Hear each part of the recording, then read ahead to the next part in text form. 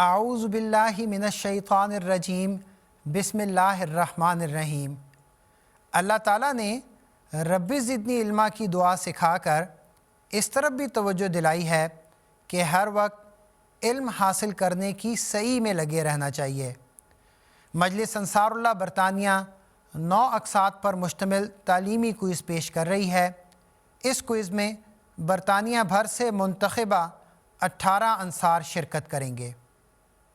علم و ادب کا تاج محل دل کا نور ہے، آرائش حیات یہ، آرائش حیات ہے یہ، جاں کا سرور ہے، جاں کا سرور ہے۔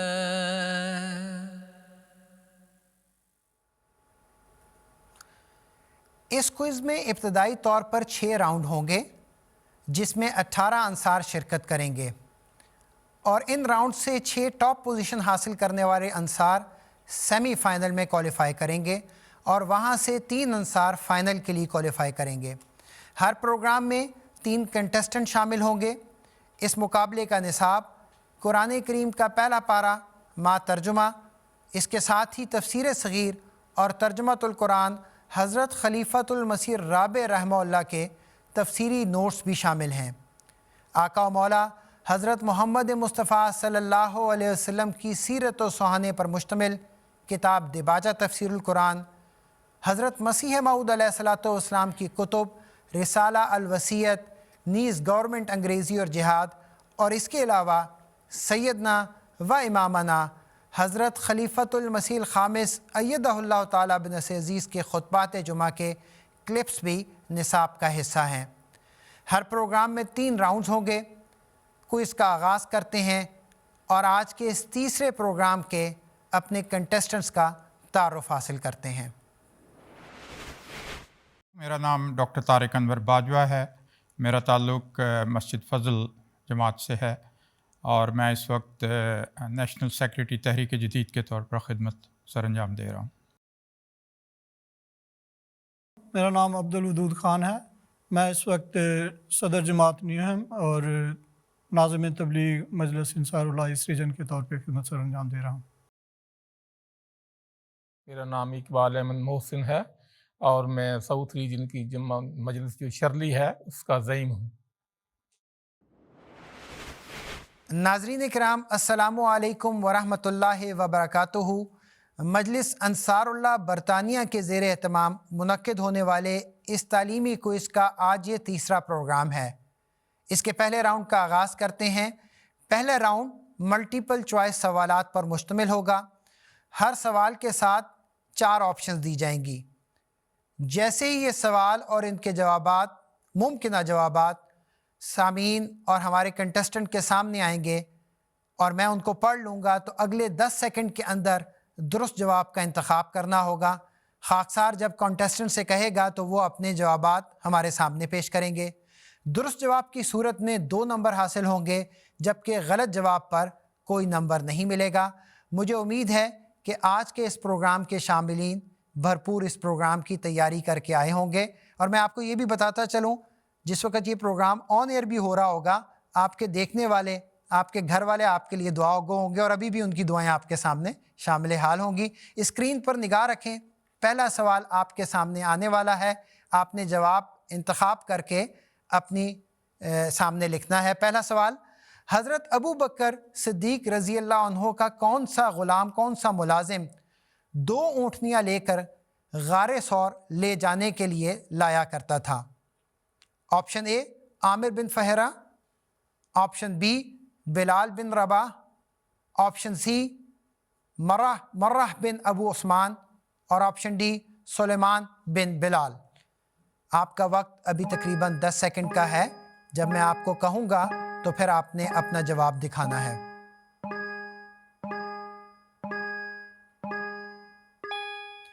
اپنا جواب دکھا دیں۔ پہلا سوال مجھے لگتا ہے بہت آسان آپ لوگوں کو لگا، تینوں نے ایک ہی انتخاب کیا ہے، آپشن اے ہے دیکھتے ہیں درست جواب کیا ہے۔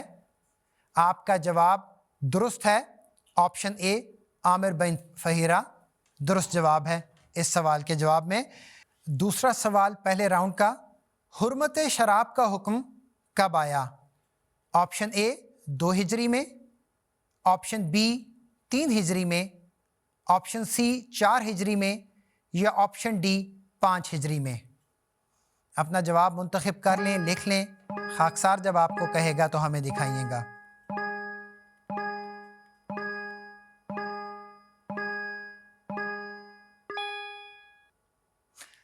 اپنا جواب دکھا دیں تینوں کنٹسٹنٹ۔ اچھا، یہاں تھوڑا سا اختلاف ہو گیا ہے، 2 ہمارے ساتھیوں نے سی آپشن لی ہے جبکہ ایک ساتھی نے اے آپشن لی ہے۔ ہم جواب دیکھتے ہیں۔ آپشن سی درست جواب تھا 4 ہجری میں، جبکہ آپشن جو بی اے آپ نے منتخب کیا تھا وہ درست جواب نہیں تھا، تو آپ کو کوئی نمبر نہیں ملا۔ اگلے سوال کی طرف چلتے ہیں۔ سورۃ النور میں اللہ تعالیٰ نے قیدیوں کی رہائی کا کیا طریق بتایا ہے؟ آپشن اے یعنی فدیہ اور پڑھانے کے بدلے میں، آپشن بی فدیہ اور احسان کے طور پر، آپشن سی صرف فدیہ لے کر، اور آپشن ڈی احسان اور بدلے کے طور پر۔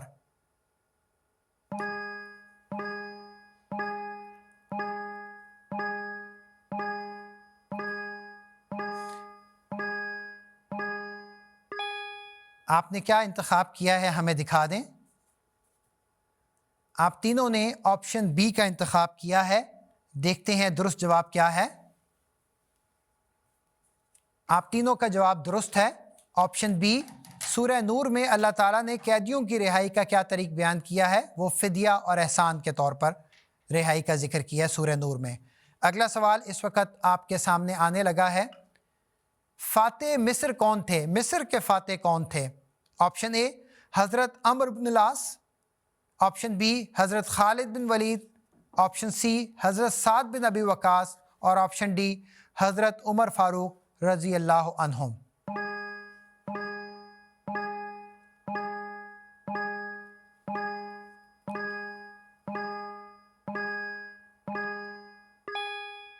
جی، آپ لوگوں نے کیا انتخاب کیا ہے ہمیں دکھا دیں۔ آپ تینوں نے آپشن اے کا انتخاب کیا ہے، ہم دیکھتے ہیں درست جواب کیا ہے۔ آپشن اے ہی درست جواب ہے، فاتح مصر حضرت عمرو بن العاص رضی اللہ عنہ تھے۔ اب اس پہلے راؤنڈ کا 5واں اور آخری سوال، لفظ محسن کا کیا معنی ہے؟ آپشن اے خوش اخلاق، آپشن بی نیکی کرنے والا، آپشن سی احسان کرنے والا، یا آپشن ڈی بدلہ لینے والا۔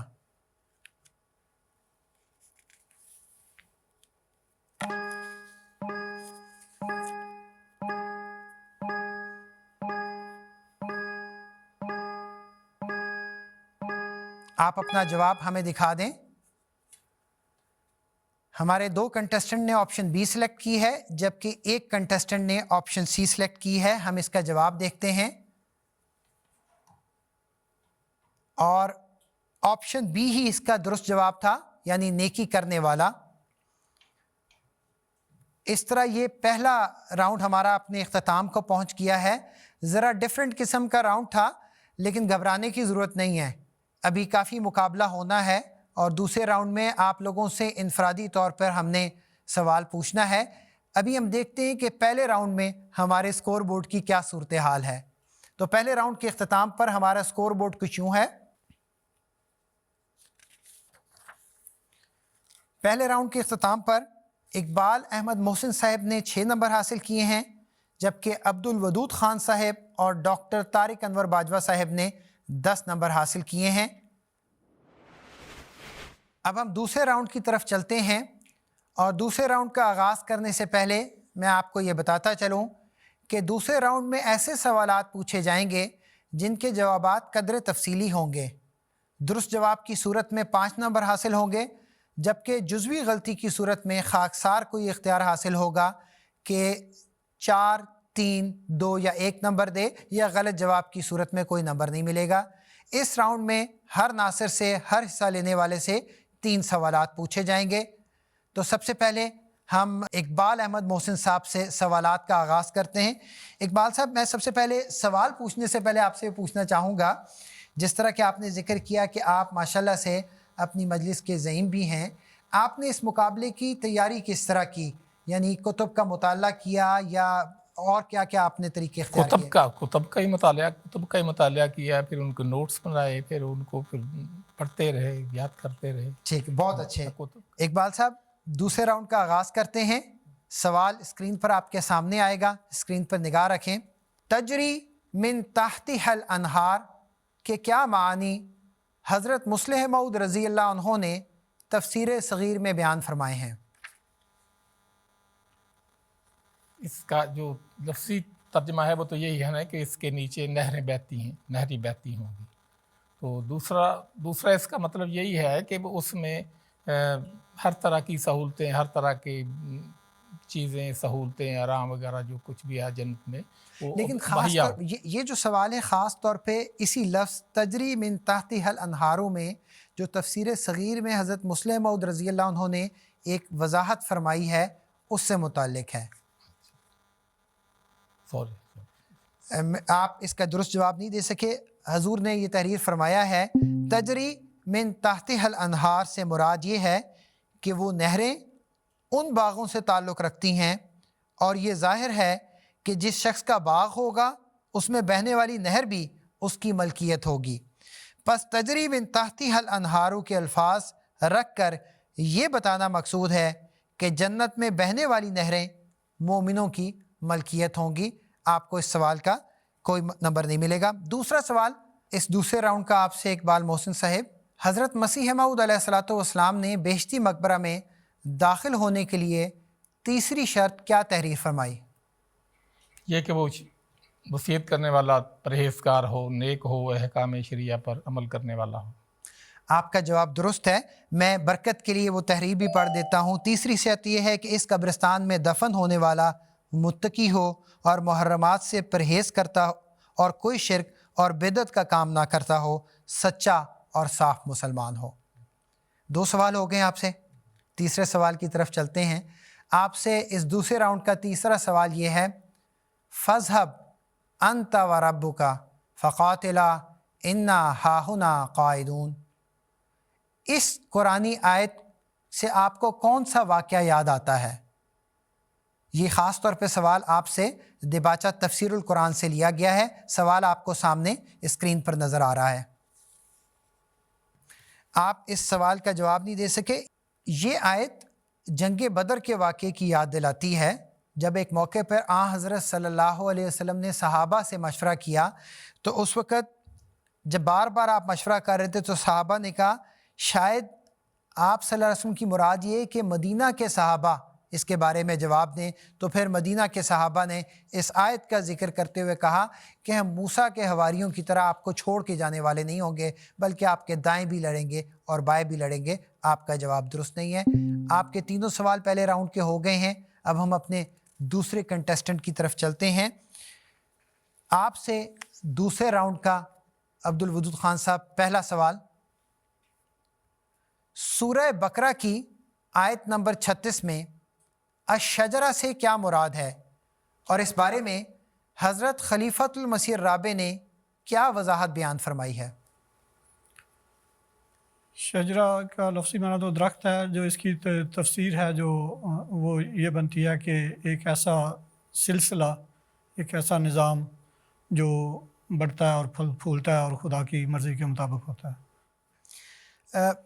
آپ کا جواب درست نہیں ہے۔ وہاں جو فٹ نوٹ لکھا ہوا ہے وہ میں آپ کے سامنے پڑھ دیتا ہوں۔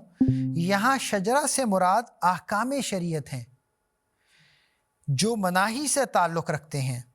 وہ احکام اگر تو توڑے جائیں تو پھر دنیا میں انسان کے لیے امن اٹھ جاتا ہے۔ یہاں 2 کو مخاطب فرمایا ہے، مگر اس سے مراد یہ نہیں کہ صرف آدم اور حوا جنت میں رہتے تھے، کیونکہ بعد کی آیت میں اہبطوا منہا جمیعاً اس بات کو ظاہر کرتا ہے کہ اور بھی بنی آدم وہاں تھے۔ تو آپ کا جواب درست نہیں ہے۔ آپ سے دوسرا سوال حضرت اقدس مسیح موعود علیہ الصلوۃ والسلام کی کتاب رسالہ الوصیت سے حضرت مسیح موعود علیہ الصلوۃ والسلام نے بہشتی مقبرہ میں داخل ہونے کے لیے پہلی شرط کیا تحریر فرمائی؟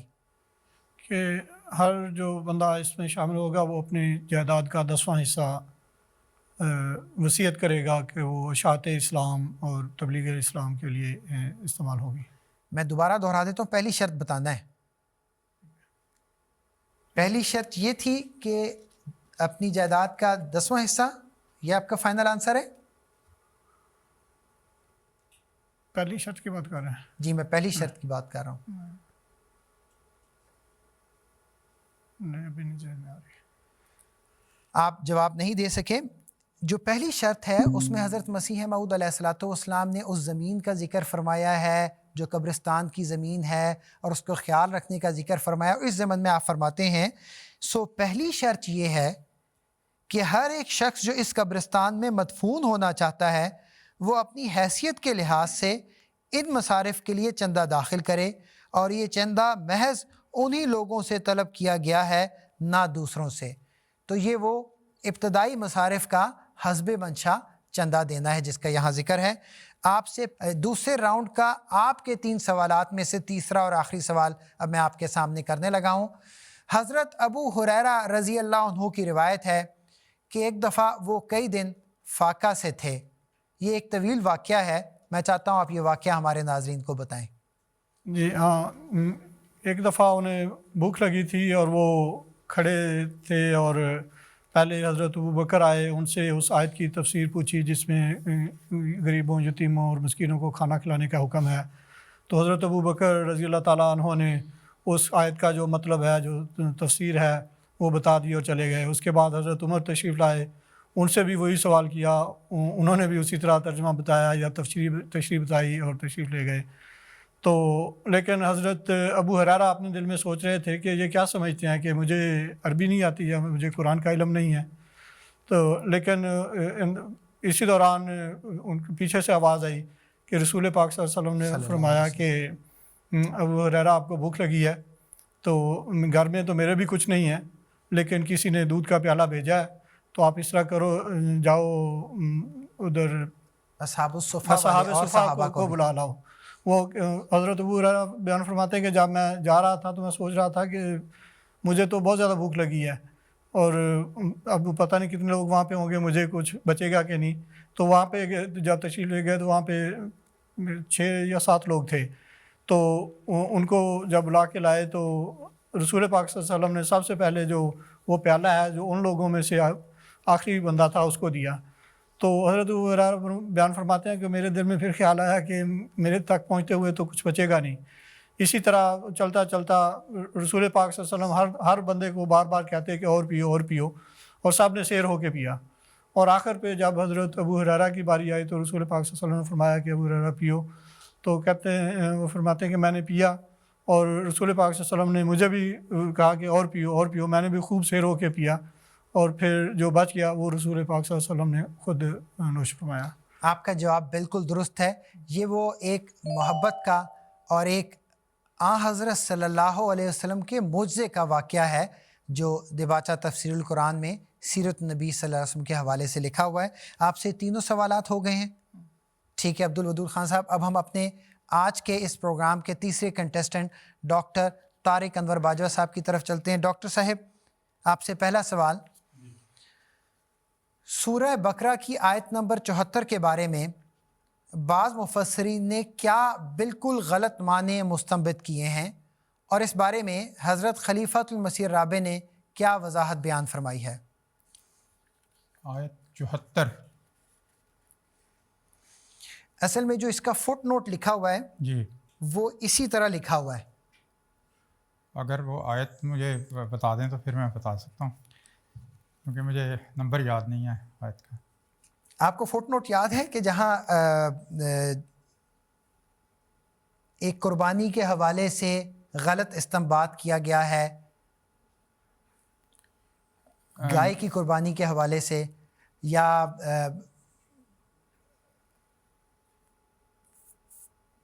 کسی مرنے والے کی اس کی موت کی سرچ کس طرح کرنی ہے، اس کے بارے میں وہ فٹ نوٹ ہے۔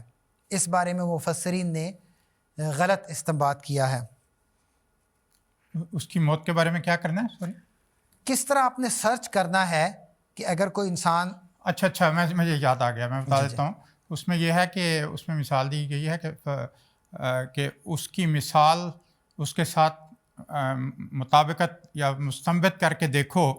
یہ اس کا مطلب نہیں ہے کہ تم اس کو لاش کو مارو، گائے کو اس کے ساتھ مارو. وہ وہاں پہ فَقُلْ نَضْرِبْهُ پہ بَعْضِهَا لکھا ہوا ہے. اس کا یہ مطلب ہے کہ بعض اسی طرح سے ملتی جلتے جو واقعات ہیں اس کے ساتھ اس کو مستنبت کر کے اس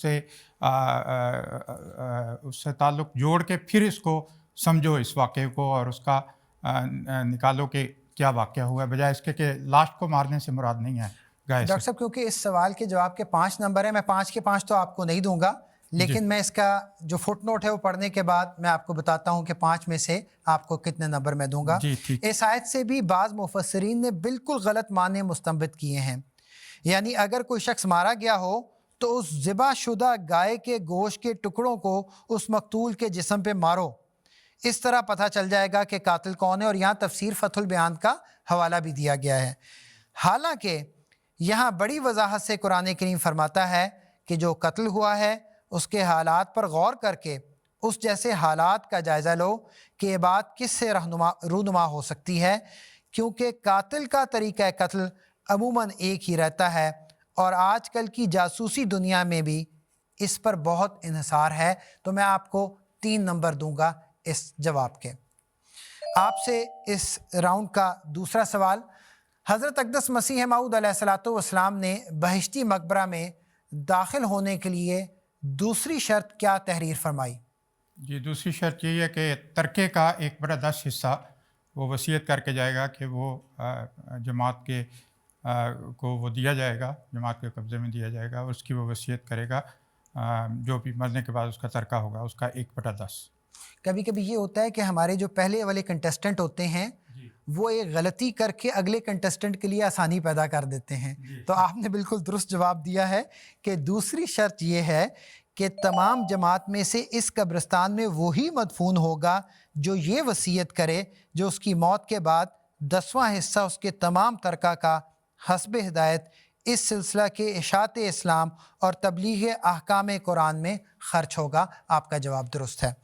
آپ سے اس راؤنڈ کا تیسرا اور آخری سوال، انظر الی ما قیل ولا تنظر الی من قال، اس کا ترجمہ کیا بیان کیا گیا ہے دیباچہ تفسیر القرآن میں؟ انظر الی ما قیل، یہ دیکھو کہ کیا کہا گیا ہے، ولا تنظر اور نہ دیکھو وہ کہ کون کہہ رہا ہے. آپ کا جواب درست ہے. تو یہ دیکھ کہ جو بات کہی گئی ہے وہ کیا ہے، اور اس بات کی طرف نہ دیکھ کہ اس کا کہنے والا کون ہے. ڈاکٹر صاحب آپ سے تینوں سوال مکمل ہو گئے ہیں. ناظرین کرام، آج کے اس پروگرام کا یہ دوسرا راؤنڈ اپنے اختتام کو پہنچ چکا ہے. ہم نے اپنے تینوں شاملین سے اس راؤنڈ کے 3 سوالات کر لیے ہیں. سکور بورڈ کی صورتحال ذرا زیادہ نمایاں ہوتی جا رہی ہے، اور خاص طور پہ کیونکہ یہ تیسرا پروگرام ہے تو ہمیں یہ بھی نظر آ رہا ہے کہ اب تک یہ جو 9 کنٹسٹنٹ اس پروگرام میں شامل ہو چکے ہیں ان کی صورتحال کہاں ہے، کیونکہ ٹوٹل 18 کنٹسٹنٹ میں سے 6 ٹاپ کنٹسٹنٹ نے سیمی فائنل میں جانا ہے. آئیے دوسرے راؤنڈ کے بعد سکور بورڈ کی صورتحال دیکھتے ہیں.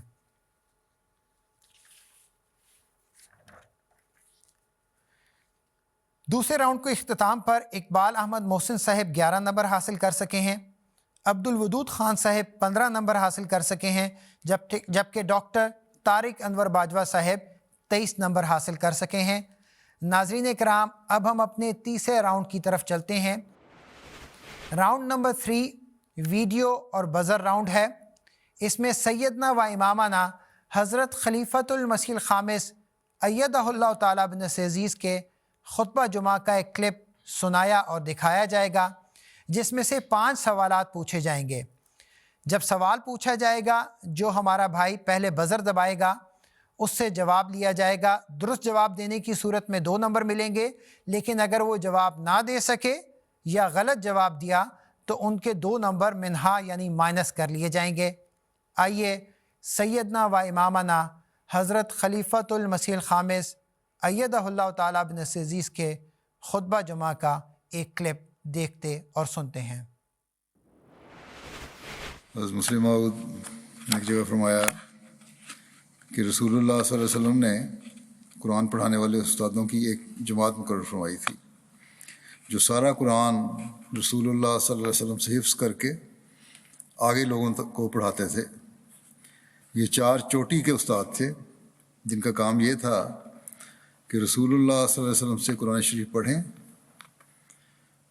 اور لوگوں کو قرآن پڑھائیں۔ پھر ان کے ماتحت اور بہت سے صحابہ ایسے تھے جو لوگوں کو قرآن شریف پڑھاتے تھے۔ ان 4 بڑے استادوں کے نام یہ ہیں: عبداللہ بن مسعود، سالم مولا ابی حذیفہ، معاذ بن جبل، ابی بن کعب۔ ان میں سے پہلے 2 مہاجر ہیں اور دوسرے 2 انصاری، اور کاموں کے لحاظ سے عبداللہ بن مسعود ایک مزدور تھے، سالم ایک آزاد شدہ غلام تھے، معاذ بن جبل اور ابی بن کعب مدینہ کے رؤساء میں سے تھے۔ گویا ہر گروہ میں سے رسول اللہ صلی اللہ علیہ وسلم نے تمام گروہوں کو مد نظر رکھتے ہوئے قاری مقرر کر دیے تھے۔ حدیث میں آتا ہے کہ رسول اللہ صلی اللہ علیہ وسلم فرمایا کرتے تھے کہ خذ القرآن من 4 عبداللہ بن مسعود و سالم و معاذ بن جبل و ابی بن کعب۔ جن لوگوں نے قرآن پڑھنا ہو وہ ان 4 سے قرآن پڑھیں: عبداللہ بن مسعود، سالم، معاذ بن جبل اور ابی بن کعب۔ یہ 4 تو وہ ہیں جنہوں نے سارا قرآن رسول اللہ صلی اللہ علیہ وسلم سے سیکھا یا آپ کو سنا کر اس کی تصحیح کرا لی، لیکن ان کے علاوہ بھی بہت سے صحابہ رسول صلی اللہ علیہ وسلم بہت سے صحابہ رسول اللہ صلی اللہ علیہ وسلم سے براہ راست بھی کچھ نہ کچھ قرآن سیکھتے رہتے تھے۔ یہ 16 اکتوبر سن 2020 کے خطبہ جمعہ سے حضرت امیر المومنین ایدہ اللہ تعالیٰ بنصر عزیز کا ایک کلپ تھا۔ اب اس سے ہم سوالات کا سلسلہ شروع کرتے ہیں۔ جو پہلے بزر دبائے گا وہ جواب دے سکے گا۔ پہلا سوال آپ کے سامنے آ رہا ہے۔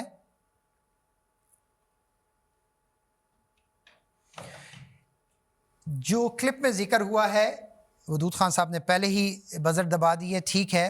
ان 4 صحابہ کا کیا کام تھا؟ 4 مختلف پیشوں سے کام ان کا نہیں، شروع میں جو ذکر ہوا ہے کہ ان 4 صحابہ کی ڈیوٹی کیا لگی ہے وہ آپ نے جواب دینا ہے۔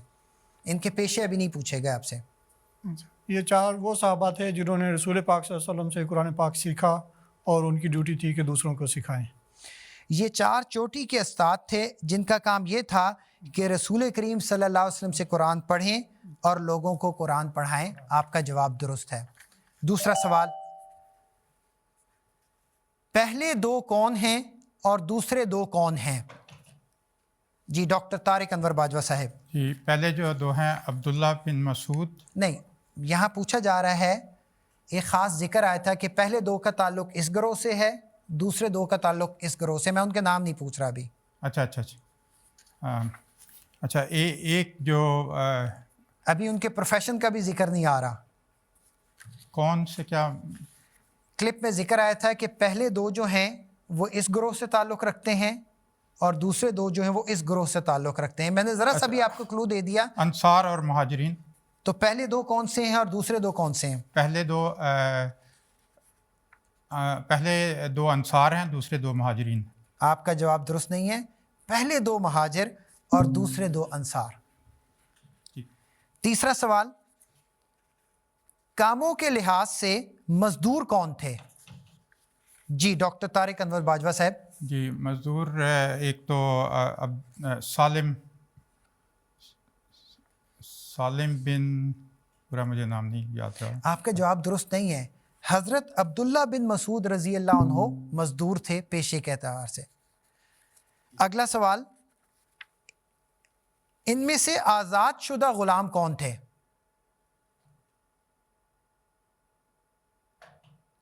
جی اقبال صاحب، آزاد شدہ غلام کا کیا نام تھا؟ معاذ بن جبل۔ حضرت سالم مولا ابی حذیفہ رضی اللہ عنہ، آپ کا جواب درست نہیں ہے۔ اور آخری سوال اس راؤنڈ کا، مدینہ کے رؤساء میں سے کون تھے؟ عبد الودود خان صاحب۔ حضرت سعد بن وقاص۔ حضرت سعد بن وقاص کا ذکر آیا اس کلپ میں؟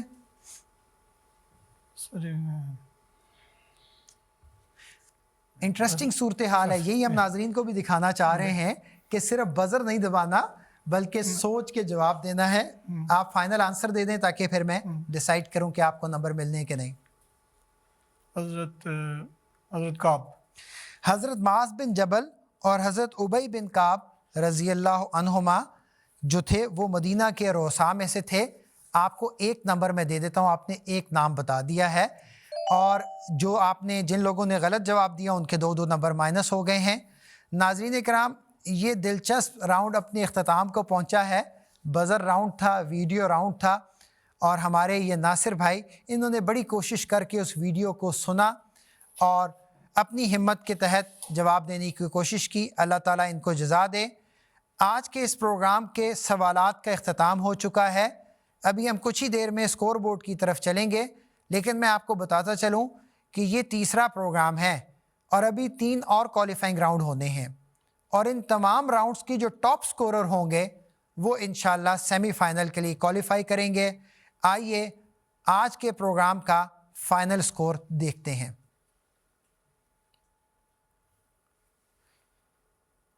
مجلس انصار اللہ برطانیہ کے زیر اہتمام منعقد ہونے والے اس تعلیمی کوئز کے تیسرے پروگرام کے اختتام پر، تیسرے پروگرام میں اقبال احمد محسن صاحب نے 9 نمبر حاصل کیے ہیں، عبد الودود خان صاحب نے 18 نمبر حاصل کیے ہیں، جبکہ ڈاکٹر طارق انور باجوہ صاحب نے 19 نمبر حاصل کیے ہیں۔